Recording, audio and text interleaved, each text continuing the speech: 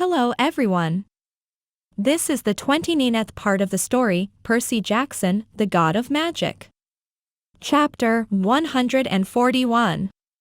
The day to battle Shiva had arrived. A month of training with Thor and Sun Wukong had enlightened me about the limits of my power, which helped me understand how to fight more efficiently. Either way, I was ready to face Shiva, or so I thought, because as I made my way to where we had agreed to meet, I felt something moving swiftly towards me. It felt familiar, in a distant sense. Curiosity took the best of me, and I decided to wait for the unknown entity that was making its way towards me. Eventually, the entity arrived, shocking me to the core, mostly because I didn't expect what I was currently seeing: a monster devoid of human form standing in front of me. A monster whose flesh had no skin, and that it oozed out black blood on its wake. The creature had no eyes, but I knew it could still see me somehow. It was a bizarre feeling, but I knew the entity could see me. On his decayed hand, the monster had a giant spear that seemed to be made of some sort of stone. I couldn't really tell for sure, for his blood covered most of the weapon, making it hard to give an accurate analysis. For a second, we both stood there silent. It was as if I had forgotten how to speak. The entity was terrifying. It reminded me of the time I saw the face of my father, and with the ever-creeping silence, this feeling simply grew in size, until the creature screeched throughout the night by opening both of its massive jaws. Its screech was horrendous and somehow seemed to hurt me just from listening to it. "Well, there is no doubt. You belong to that side of my family, don't you?" I chuckled, recovering my composure as the creature approached me in a challenging manner, his jaws and body dripping with black acid blood that melted the ground.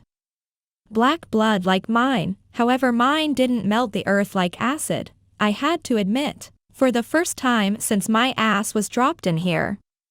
I am genuinely lost. For one, I have no idea what in the name of Tartarus is the creature in front of me, and two, for what purpose had someone sent it? I sighed, and looked at the monster with a wild grin. "Well, too bad for you, ugly, but I am not in the mood to play," I stated, going immediately into the max power I could handle in my base form. The creature hissed, and seemed to be dissuaded from approaching so casually now. With a smile, I drew my weapon and made my way over to the creature, just in case it had something I had to be careful about. However, the hesitation my power had instilled in the creature was short-lived. As the creature rushed at me, forcing our weapons to clash, immediately I noticed something. While my weapon was able to block his attacks, this attacks had no essence, no core, nor physical, nor magical, which shouldn't be possible. For a while, we traded a flurry of blows that made me thankful for the training I had taken. Whatever this creature was about Ares in terms of power and technique. But unlike Ares, the entity adapted to my fighting style shockingly fast as it started to swing his spear recklessly, making his attacks nearly unpredictable. "All right," I muttered, teleporting away from it. "Burn." I snapped my fingers, summoning an inferno of flames around it. But instead of burning, the creature seemed unfazed by what was happening to its surroundings, almost as if the fire was nothing but a breeze to him. Not a good time to fuck me, Murphy, I sighed, changing my approach to a more direct one, and beam of pure and concentrated mana. This time, the attack had an effect. Not sure if the effect was good or not, but the point was the attack had pierced the creature, and while this might sound good and all, the creature regenerated the wound immediately, thus negating any progress whatsoever. Great, I sighed in annoyance, trying to think of a different approach. If magic wasn't the answer, perhaps brute strength was. As I pondered how to kill the beast, the monster practically teleported in front of me in a burst of speed as it took a big swing with the intention to bisect me, destroying several mountains in the process, and killing thousands of humans that lived around the area. With a single thought, I teleported to his side, getting a second to fully absorb the amount of destruction a single swing had caused. "You bastard," I growled in anger, slamming my fist into his head. With a hiss, the creature looked up at me, only to get kicked into outer space. "Death, walk among us." The monster hissed as his body reached escape velocity. Right you are, and it's my foot in your ass, I growled, as the creature collected itself and looked at me menacingly. Death, walk, among us. The creature repeated, throwing its spear with devastating force back to earth as it transformed its arms into blades. With a sigh as the transformation took place, I teleported the spear that if I let unattended would've destroyed an entire fucking continent. This apparently annoyed the creature beyond my wildest expectations, and in a fit of something akin to rage attacked me while it screeched, making my ears bleed, which by the way made no sense. There should be no sound in the VA. Forget it, Adam, you are fighting a monster, logic is out of the window.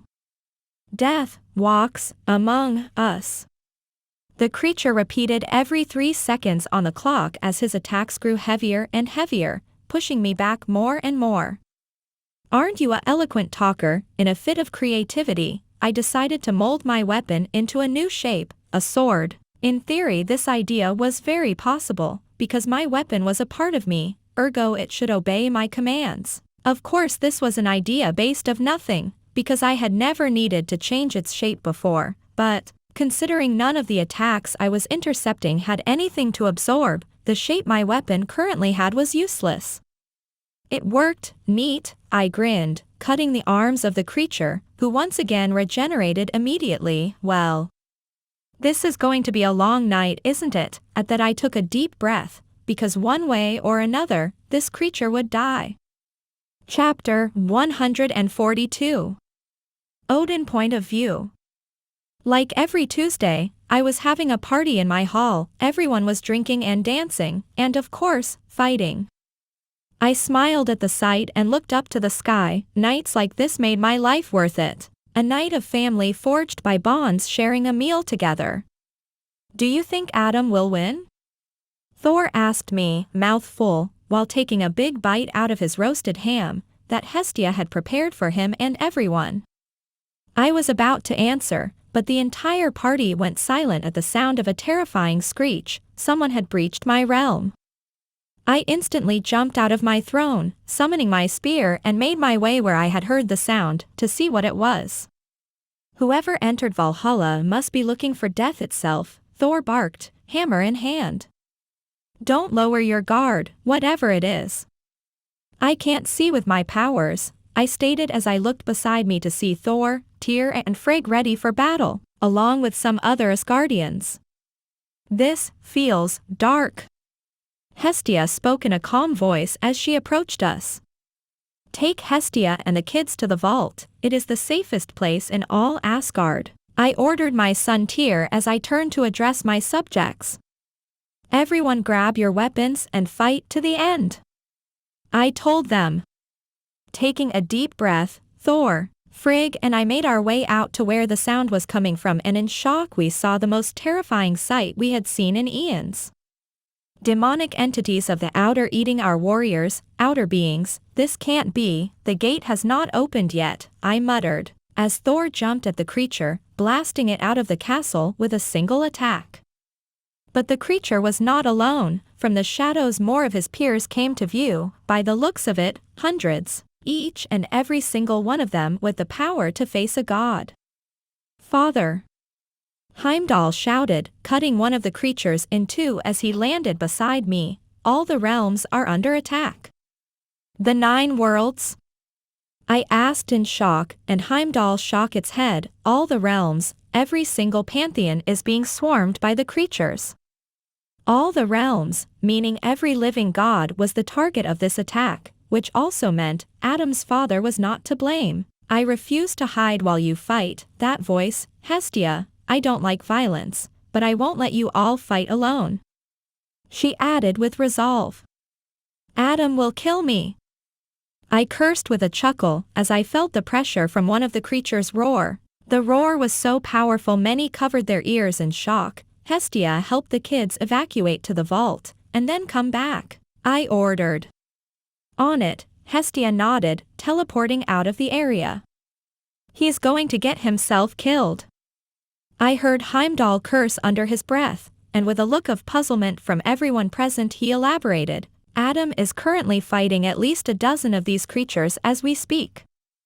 Focusing on where Adam was, I reached his location with my Norse sight and saw what Heimdall had said. Adam was indeed currently struggling against the very same beasts that were attacking Asgard. Closing my connection, I spoke. He will manage, and so will we.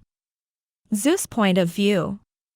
One moment I was having sex with a smoking hot barista from the best cafe place in New York, and the next moment I find myself battling creatures that should by all means be long forgotten. How did they enter our realm? I scream in anger as I pushed 6 of entities with a lightning blast from my master bolts, that while it had managed to destroy a big part of their bodies, it was entirely meaningless, for they regenerated the damage in less than a second. How the fuck do you kill these things? If I knew. You think I would be struggling with them? Hera shouted, blasting one of the creatures away from her. I bet this attack is coming from that brat. I stated, but Apollo shook his head. Adam is on the same hole, Dad. Apollo shouted, heck, he has it worse. If it wasn't Adam, then who? Sun Wukong point of view. Well, this one was new, being chased by demons of the outer that apparently jack off to damage. Buddha buddy, any idea how to kill these things? I asked him. We must find their core, otherwise they will tire us out, Buddha explained. Great, I muttered, blasting one of the monster with my weapon, destroying his entire body, only to once again regenerate. Alright, they either don't have a core, which would mean we are fucked, or the core is not within them. Buy me 10 minutes, Buddha said, getting into a meditation pose. I will reach enlightenment about this, but I need time. Well, it's not like I have any other option, I sighed, getting ready to face the hundreds of immortal monsters by myself. You better find the answer soon, I chuckled, jumping into the swarm of beasts with a wild grin. Athena point of view. Monster had invaded the realm of Adam and had little by little started to push me and the other gods back. If this continued, we would eventually be killed. This monsters, while clearly somewhat weaker than me, had proven to be impossible to kill. No attack dealt lasting damage, and to add more salt to the situation, they seemed to lack pain receptors, making our battle with them harder than it had to be. This is getting ridiculous. Heracles shouted, smashing one of the monsters with his club, saving a demigod in the process. No matter how bad I smash them, they just regenerate.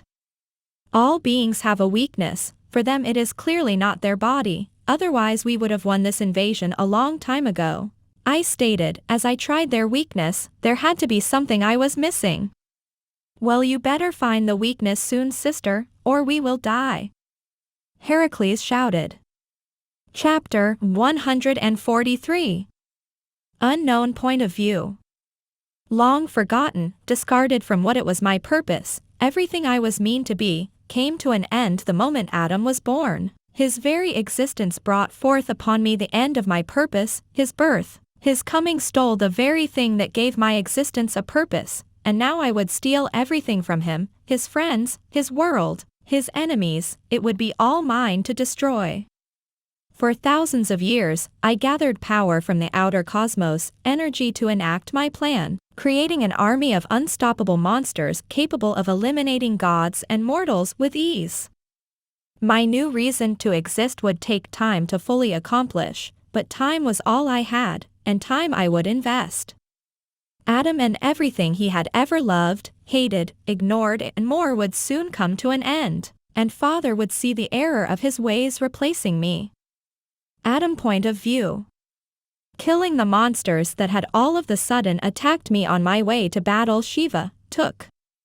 Sometimes they were weaker than me, but what made them incredible foes was how they operated. They were relentless, no pain, no break. They just kept on fighting to the bitter end, never showing any signs of losing their drive or energy. It was vexing how they never slowed down, when I myself at more than one point was starting to lose my breath. Killing what it seemed to be truly unkillable was a long and tedious process that involved a lot of trial and error. After realizing their bodies would regenerate no matter how much damage I dealt, I decided to change my approach. I told myself, Adam, nothing is truly immortal, at least not within this realm of existence, which meant I wasn't tackling this situation correctly. From that point I started to analyze them, for anything that would give away their weakness, any behavioral difference between them, no matter how minuscule it was, no matter how unimportant they looked. I was looking for anything that would make them different from each other in any conceivable way, and at the same time, I was looking for what made them the same.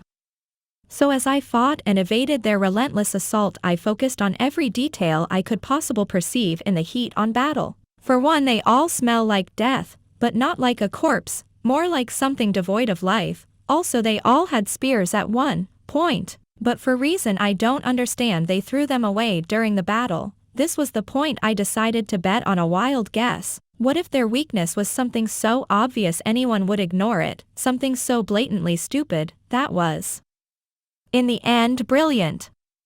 This epiphany didn't immediately lead me to the answer I was looking for, but after a few extra hours going over every possible idiotic idea, like trying to kill them with glitter, chocolate, and my most lethal weapon, the documentary about documentaries about making doku, you all get the point. In the end, they all proved to be immune to my most powerful ideas, which in turn highlighted something. What if their spears were their weakness? I know it was a guess, a very wild one at that, but I mean, it kinda made sense. First they would fight with it, and then pretend to ditch it up by upgrading it. With the spear out of the way, their weakness was safe, and from that point, all they had to do was tire me out. So, well, what did I have to lose? I mean, after attacking them with glitter, and other stuff I'd rather not disclose. I was at the point no idea was too low for me to try. Heck, I was about to try and see if anything related to sex was their weakness. Fortunately for me, my latest idea proved to be victorious. I had to admit, whoever thought of hiding their entire core inside the spear was both a genius and the most retarded being in the multiverse. For one, yes, the spear served its purpose, but ultimately left the entities on a bad spot at the beginning of a fight. For example, if I had started the fight at full power, I would have broken the spear like a twig. Alas, I was stubborn, and my stubbornness cost me a fucking weekend. Anyways, after finding out their painfully obvious weakness, now that I knew about it, the fight went from annoying to easy and annoying. One by one I killed them, erasing no less than 100 God knows what from the face of the earth, bringing us back to the present, where I was, standing above a mountain, happy my nightmare had ended. I really hope Shiva doesn't get angry at me, 'cause I won't fight anyone today. At this, a note appeared in front of me that said, from Shiva to Adam. Adam, sup, Shiva here. I must apologize for this, but I think we will have to reschedule our battle for a later date, as I was waiting for you. Some things I am now calling demonic punching bags appeared, and for hours tried and failed to kill me. It wasn't until I realized they kept on throwing their weapons away like a kid hiding his porn magazine from his overly religious parents that I realized there was something wrong. So from there, well, I killed them all, anyways. I will contact you to reschedule our battle when our tight lives allow us to. See ya. Neat, I sighed, taking a deep breath, but then something dawned on me. If Shiva had been attacked, and this wasn't an entirely personal attack, then, had other locations been under attack too? Was Hestia in danger? Was my world in danger? Realizing the severity of the situation, I decided to first check on my world, as it was considerably less protected than Asgard. Athena. I called out mentally.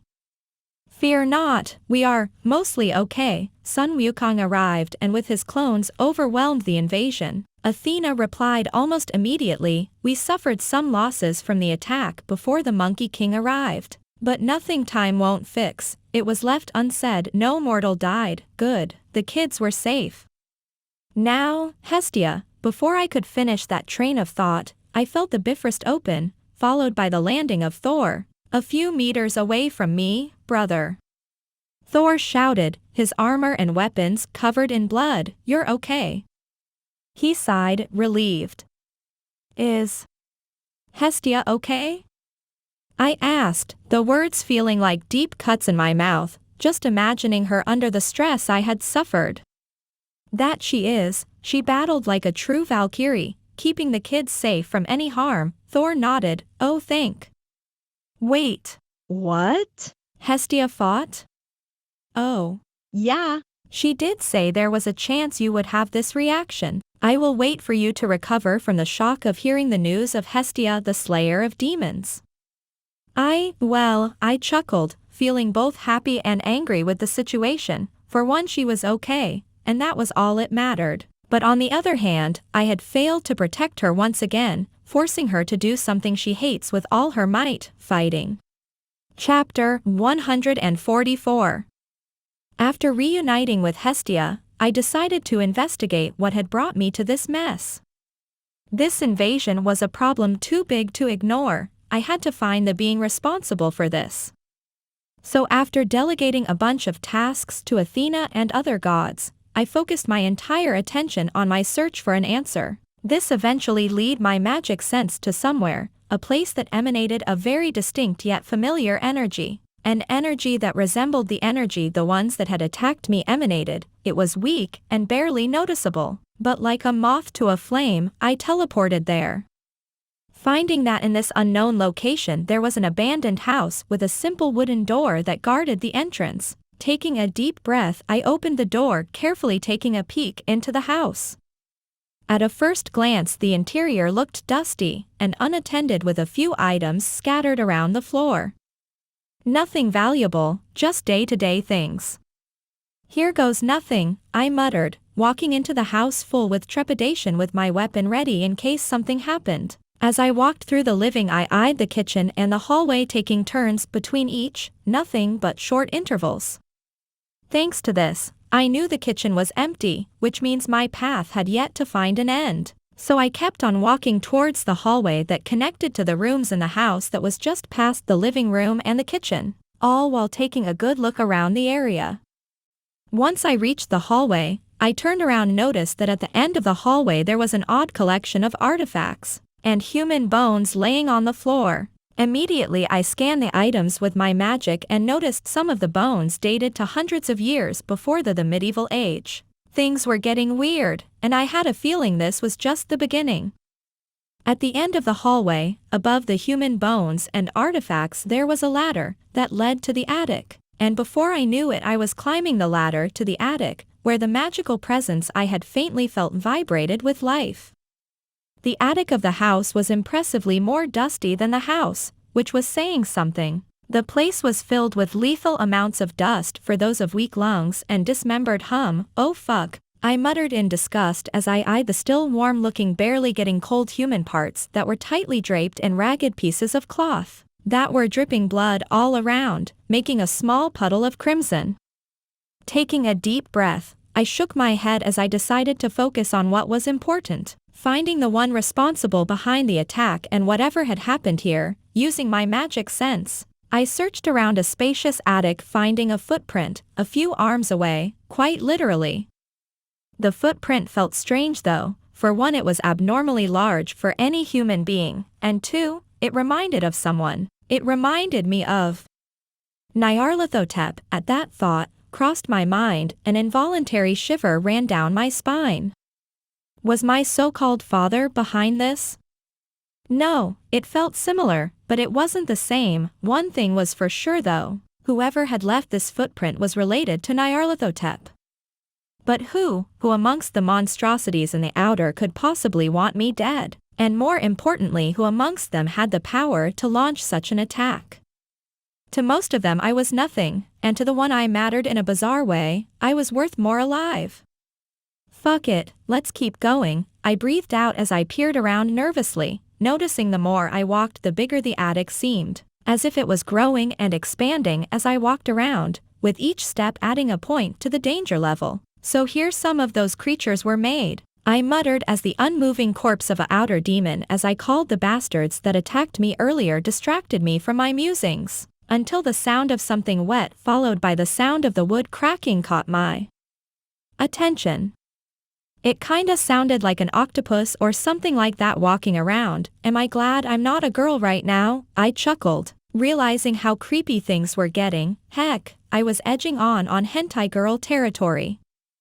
Heart thumping, I hastily made my way to the back of the attic, one that had mysteriously stopped expanding, freaking finally. Anyway, at the end of the attic there was an object, one I hadn't used since this morning. A mirror, not what I expected, but okay, the wet sound ever approaching still sounds promising anyway. Back to the mirror. The mirror was quite nice, to be honest. It reminded me of the Renaissance. But what really got my attention was the glow the mirror gave, not the mirror itself, but the faint red glow that seemed to come from the object itself, muffled by the crystal that reflected my face. I have a bad feeling about this, I sighed. Odin point of view.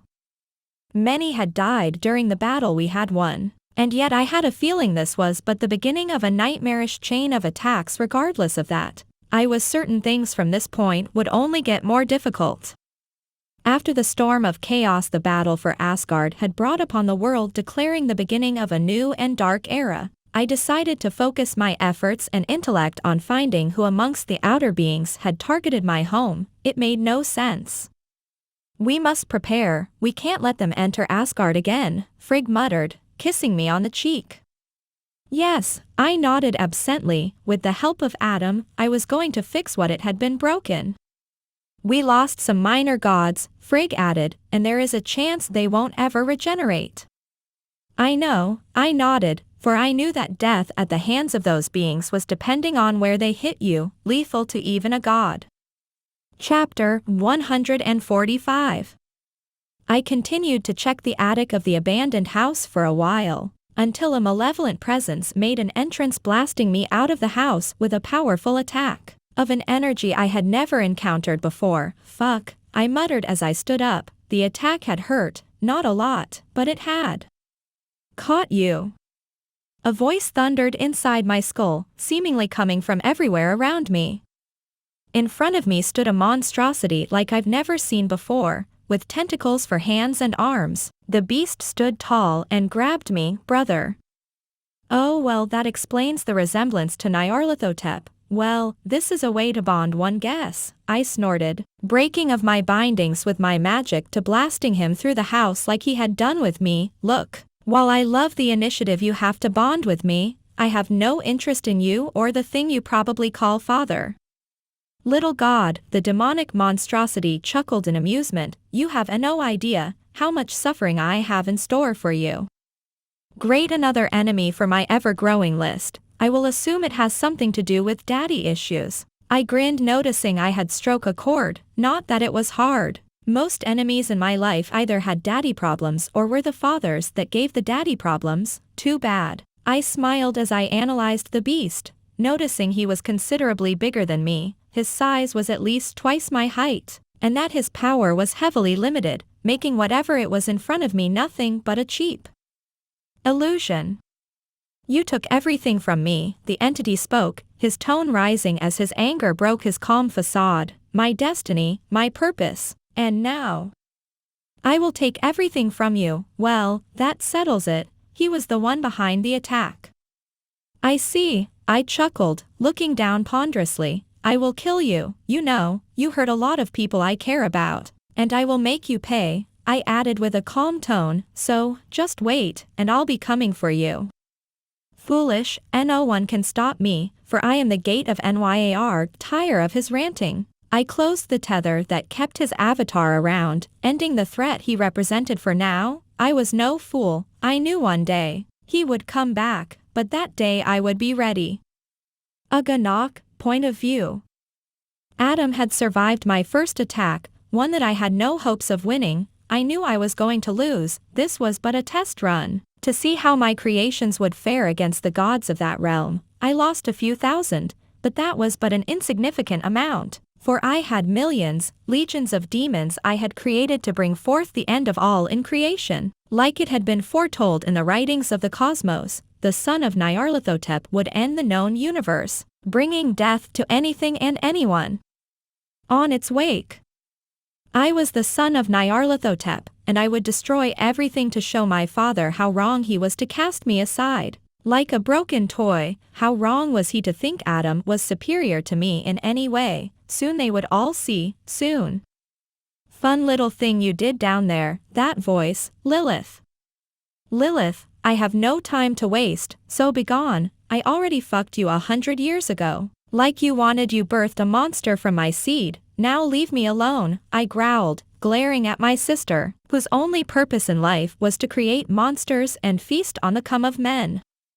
Don't worry, I have no plans to harvest your balls today, Lilith winked. I actually came here because I wanted to tell you, Adam, it's mine. Well, at least for now, what you do with him later, it's none of my business, really. But for the moment I want to harvest his delicious essence. At this, Lilith bit her lower lip. I can only imagine. What monster would we make together? He is an inferior being, a pathetic attempt to replace me. I growled. Adam was weak, even his seed was below mine. Touchy are we? Lilith giggled. Ugga, if you were superior to him, Dad would have never replaced you, yet here we are. She smiled mockingly. You are lucky I can't kill you, I hissed, cursing her immunity to any type of damage during the night. I am, Lilith nodded. Oh well, I have to go, but please, consider leaving him alone for a bit. I can't exactly fuck him. If he is fighting your pathetic temper tantrum, do us a favor and grow up. At that, my sister disappeared, leaving me even more angry than I was before. How dare she compare me to him in any way? All I was doing was taking what was rightfully mine. Aphrodite point of view. Adam had killed Ares, the man I loved. Well, the one that I loved the most. I loved men in general, but Ares? He was made to pleasure me, to drive my orgasms to the limit, and Adam had killed him, the one man able to please my every desire, death at the hands of a child. I could forgive him killing Priapus. In fact, I never liked my son, a weak and pathetic excuse for a god, but killing Ares was something I would never forgive, which is why I had kidnapped the child of Athena, and had offered Shiva something he could simply not resist. In exchange for killing Adam, I would give him the night of his life. This deal, of course, was hard to accomplish. Shiva was not interested in sleeping with me, but with a bit of magic under his nose, I managed to put a collar on that dog. Granted, my control over Shiva was weak, he was still very aware of his actions. The only thing that had changed was that he felt attracted to me, and wanted, because of that, fight Adam, and that's all I needed, for him to fight Adam and kill him. Or at the very least, weaken him, so that I can kill him. You will die, sooner or later, Adam, you will die. This marks the end of part 29 of the story Pērcy Jackson, the God of Magic. Thank you for listening. Please like the video and hit the subscribe button to listen more. Hit the bell icon to get notified of all the new content uploaded to the channel ASAP.